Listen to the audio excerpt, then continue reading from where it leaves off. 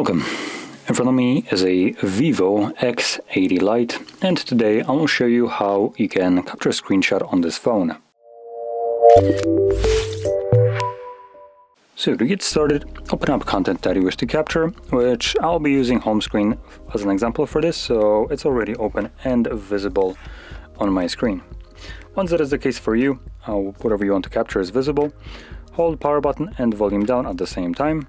You will have a flash along with the pop-up right here with long screenshot and the share options, and after a moment it will disappear.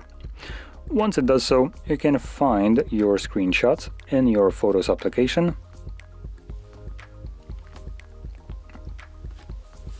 And you can navigate to Library, and in here you'll find a Screenshots album, in which obviously you will just see screenshots.